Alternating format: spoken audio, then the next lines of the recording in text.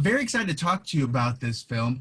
I kind of read a little bit about how this kind of came about, and I guess for the people who don't know out there, can you tell us about Reframe and being an ambassador with them?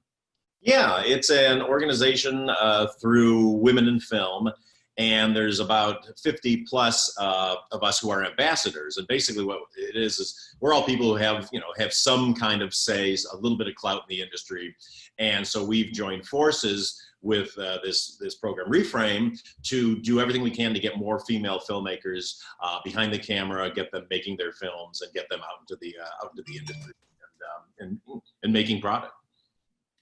Fantastic. And from what I understand, you being a Midwestern person yourself, Michigan, this kind of resonated with you as well? Yeah, well, I mean, definitely the script for Holler, when it got sent to me, I just fell in love with it because it's so much about where I grew up. I grew up in Michigan, and Nicole grew up in Ohio.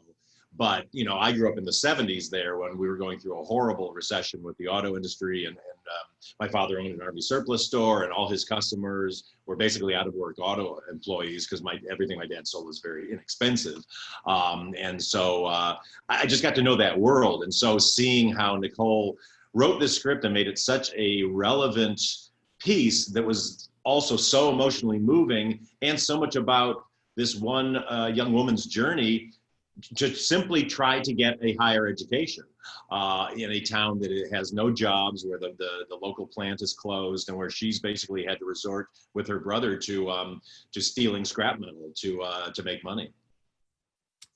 And that really did resonate with me too. The amount of I guess the want for hope, which is something interesting depending on where you are. The idea that some dreams are too big.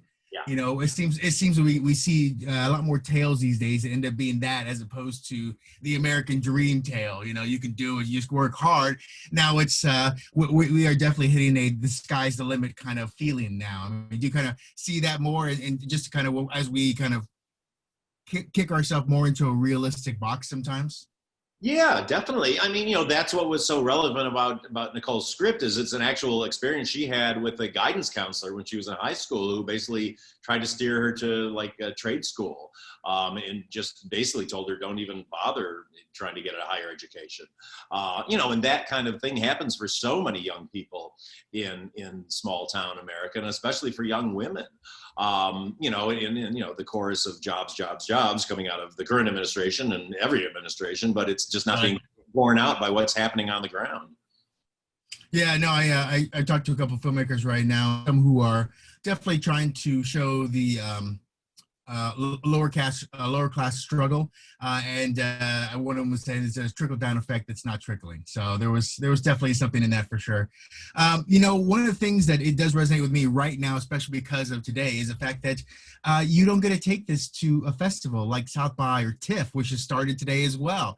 I mean, was that a little hard, not only for you, but just to kind of, it's almost like seeing the children's smiles, the cast and crew, when they go to a festival. That kind of, hurt you a little bit too? Well, it's been absolutely heartbreaking for me because it's been so devastating for Nicole, who is denied, this is her first feature film, and she made such a knockout film that people are really resonating with. And for her not to have that experience of getting to sit in the audience and watch that happen, we were supposed to be premiering at South by Southwest, and I was all set to fly in. I was in North Carolina shooting a pilot, and 2 days before, I had to bail out because I couldn't do the airplane ride because of my crew and a quarantine we were doing there. And then 2 days later, they canceled the whole festival overall. So, Nicole just really had the rug pulled out from under her, even to the point where they had all these giveaways made of these red knit caps that said Holler on the side. So, oh no. Beautiful swag gifts for audiences. So it broke my heart, but now it just played at Deauville 2 days ago, and apparently got like a 10 to 15 minute standing ovation, which is huge in France, as we know. And that was in front of an audience. The only problem was Nicole was not able to go, but she shot this amazing opening video for it that she shot in the United Artists Theater in downtown LA, which is one of the most spectacular movie palaces of the past. And it was really, so it was almost kind of like she was there, and she had a friend who lives in Luxembourg who went and taped the audience responding. So that was really, she at least by proxy had that experience. Another one of your shows that I'm really excited about because we're looking at a second season. Is Zoey's started to shoot second season yet by chance? They are all up in Vancouver right now quarantining so that they can start shooting. So they're going to start shooting in a couple of weeks, but they're all up there. It's very funny if you want to check out Austin Winberg's, who's the showrunner, his Twitter is just, he's like day 10 in quarantine. I think he's losing personally. Well, and that's the funny thing. There's going to be the most amount of, I guess, celebrities and talented actors up in Canada for a while because of quarantining and just to kind of keep in place. So anybody in Vancouver area is going to see a lot of people stopping by their Starbucks, I'm guessing, one way or the other. And when you see them, you know they're clear of COVID because they've been like sitting in a room for 2 weeks. Oh, that's right. That's right. And how is that affecting the way you kind of plan your things as well? You know, with the School for Good and Evil in thought too. You know, what is your main thought about quarantine? Is it somebody else kind of handling all that, and you're just kind of following the rules, or is there something where you just kind of talk to each one of the people who's involved and said, you know, this is the way it is, and so I want you all to just kind of buckle down? Well, we obviously we treat it very, very seriously. It's our top priority. But then what we do is we bring on people whose job it is and whose expertise it is to get us through this. That said, my cinematographer right now, John Schwartzman, is shooting Jurassic World in London, and he's on the front line of how they're doing this. They're doing it extremely successfully, as opposed to the Batman, which just had Robert Pattinson show up with COVID. So it's a learning curve, but we have very good people on it, and yeah, we're at a point where just like, you tell us what to do, we're going to follow your lead. But it's all very common sense. It's just all very expensive because you're having to literally take over hotels to quarantine the cast and keep them in a bubble. And if you're doing a scene with 100 to 300 extras, you literally have to put 300 extras in a hotel for 2 weeks to quarantine them. So you can imagine how that adds up on top of daily testing and all that kind of thing. So it's a lot. Right. A lot of press have actually been talking. We have a couple different groups with critics and reporters. We're all trying to figure out, what the next step will be when we get through this, and red carpets. I mean, as someone who's done a lot of red carpets himself, what would make you happy and feel safe in the world? Because, I mean, you've seen enough red carpets packed to the gills. I mean, so what would make you feel safe as someone who's on the other side dealing with all these, some but some unknowns as well? Well, I mean, the thing with red carpets is they are as contained or as chaotic as the people who run the red carpet itself. Agreed. So yeah, generally, if you're at a big premiere, it's kind of, they let you out one by one. You're very far from the photographers who are far away. The only time you really get close to somebody is when you're doing the one-on-one interviews down the line. Right.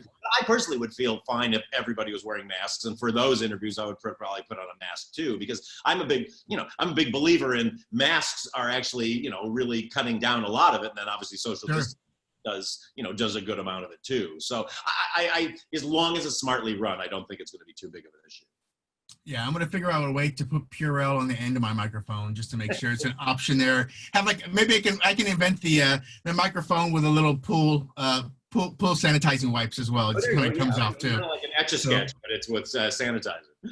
Right. Well, as someone who's dappled themselves, I'm surprised you haven't had a linen or silk line of masks you've created yourself. Was there ever a thought to go along with your gin? I mean, I would like to. The thing is, I take masks so seriously that, like, the cotton ones worry me because I know they don't filter out enough. I've actually been very into, and this is not a plug because I have no stock in this whatsoever, Brooks Brothers made some really good masks. They invented this kind of single-ply fabric that seems to be a 95% filter, and they're great. I mean, look, they're white, so they actually look like a giant pair of underpants on your face, but they get the job done. So I've been wearing a lot of those. So, if we could talk a little bit about your Gen 2, how is that going? I kind of actually sent an email to the website trying to find out about the possible rollout, the expansion. They said perhaps soon I might see it in other states, including like Las Vegas, among other ones, and not in Nevada. Yeah, no, we're very, very close. probably in November to getting a nationwide distributor. Oh, awesome. Yeah, which is great. But for now, you can get us pretty much in every state. And I think actually in the next couple of weeks, there's a website reserve bar we're going to go through where they can literally get it everywhere. So, but if you go to ardingstallsgin.com, there's so many liquor stores that we're in right now that will ship nationwide, assuming your state is legal to let booze in through the mail. Right. That old chestnut of rules. I know. Well, you know what? It's funny. I'm currently in Las Vegas. I live in LA too, but I'm in Las Vegas now. And for a city and state that was founded by gangsters and miners, you would expect to be less stringent with some of the rules, but we have some pretty hard ones. So Yeah, who knows? yeah. And look, I'm all for it. I mean, you know, it needs to be regulated. Right. As long as mine get in, that's what I care about. Oh, what a guy! Huh? What a guy. Yeah, well, as long as it works for you, that I'm okay with that too. Well, you know, we did talk about Zoey's, and we are very excited for this cast to go back out there and have some fun. But I will say, after talking with you last time for Other Space, I will say that I read this book, and I am so excited. And now I'm going to be one of those people, the fans, kind of looking, waiting, and seeing the steps you are going to take. You know, when it comes to a story like this for a book where people have not only, enjoyed it, but grown up with these characters as well, you know, how do you kind of take that next step and look at how you deliver it? Because, of course, everyone has, you know, these Harry Potter type heights of expectations whenever it comes to a story they love and characters they created in their own minds. So how do you kind of take that into the next step? Well, it's a big responsibility, obviously. I mean, I learned that on Ghostbusters. People bring so much along with their expectations on anything.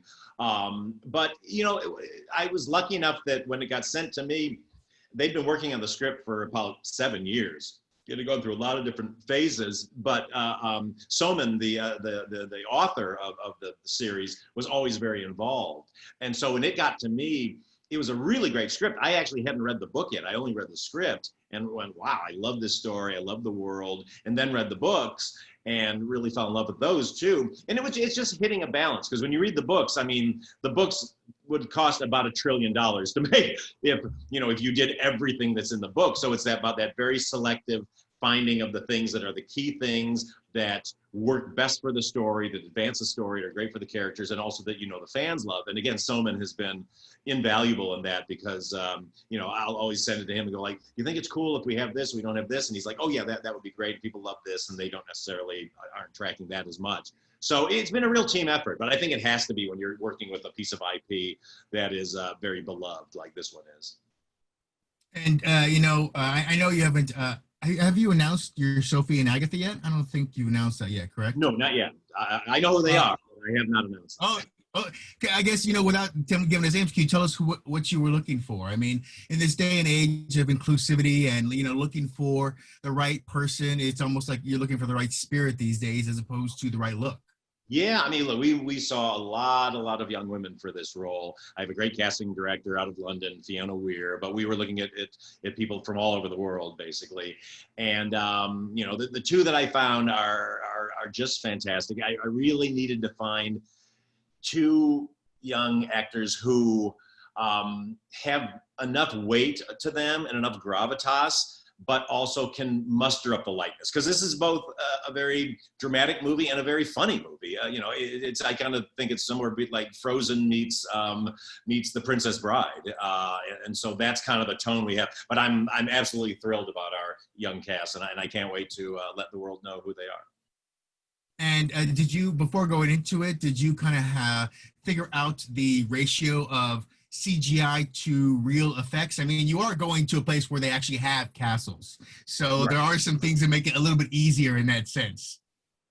Yeah, I mean, this was my rallying cry from day one, which is I want to do as much practically as we can. I personally am just in such CGI overload. I find it means nothing to me versus, I'm a fan of all the old movies, from the old Universal monster movies up through, Star Wars and all that kind of thing. And if you look at the things that really mattered to us. We were looking at makeup effects, and we were looking at animatronics, and we were looking at models, and we were looking at puppetry and all that kind of thing. So we're really trying to steer in that way. You have to walk a strange line, because if you want it to feel real, but if it starts to feel phony, then people will turn. But if they know it's real and it's maybe like 5% off, they'll still appreciate the fact that it's real. So it's a real tightrope we're walking, but I love it. It's my favorite thing in the world is to work with designers and concept artists and artists in general. And we're just having a ball already. So we're just getting into prep. No, and that's the thing. If done correctly, you can use a puppet and roam to the ends of the world. I mean, the argument right now about Baby Yoda being an animatronic and a puppet as opposed to CGI, but the character worked and everyone loved it. So why, there's no reason to question that. And so I believe once you create it and you give a soul to it almost, I think you can kind of create those worlds. And there is a lot to create. I mean, there's a lot of characters who are non-human in this story, so there's going to be a lot of options and questions, and I'm sure a lot of drawings brought to you to look at as well. Yeah, no, it's like I always say, Chewbacca is one of the most beloved characters in movie history. It's just a guy in a big fursuit, so do the math. I understand, and that is something. But as we all know, the soul Chewbacca will live on no matter how he looks, whether it's CG or whether he is in a furry suit. But we do love him too. So I want to thank you very much for talking with us. Whether it's films you're assisting in, or producing as well as directing, we look forward to it. Now. Can you tell us anything about that pilot you were shooting, by the way? Just something that was in my mind really quickly. Yeah. Is that something that I don't know if it's going to go forward. I mean, COVID has really screwed everything up. But it was a remake. It's a Americanization of a British sitcom from BBC called This Country, which was a mockumentary about these two cousins in a small town. And it's one of the funniest shows I've ever seen in my life. And it was very intimidating to do because it was so dependent on the two cousins on the show who were actually the creators of the show and actually brother and sister in real life. But we were able to find the most amazing cast who the original cast just went crazy over when they saw what we had shot. So we'll see. But Chelsea Holmes was one of them, and Sam, it was great. It was really fun. Who knows if we'll see if it actually comes to life. Well, we'll see. You know what? You hope they show up, and then. In this day and age right now, especially, I think there's enough people out there who want content. You're looking at a bunch of places, I mean, when Netflix first came out, did you ever think you'd be making films directly for Netflix? I mean, when it was just a DVD coming in your mail, No, would you have ever thought that was going to be the future of you?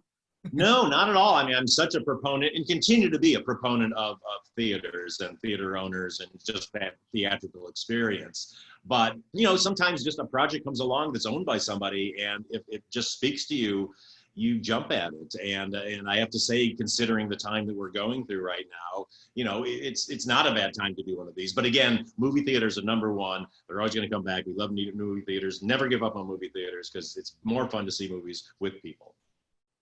Indeed, I saw Tenet in a theater, and there's no other way to see it because it's just a huge movie. There's just so much happening that if I didn't have an IMAX screen in front of me, I would have been lost completely. Yeah, so I definitely, and of course, knowing that you are someone who we see regularly at CinemaCon as well, so we know your love of theatrical too. So hopefully sooner than later, we'll see you back at CinemaCon as well as in front of all the theatrical people who are there to make sure the lights are on and the popcorn's popped. So I love it. Yep, that's right. We will never give up. We will never give up. Well, I want to thank you again. So many great things you have out there. I still tell people to go watch Other Space on Dust. Such a great option too. I love that cast. I love that show. And then of course, all the things that are coming out.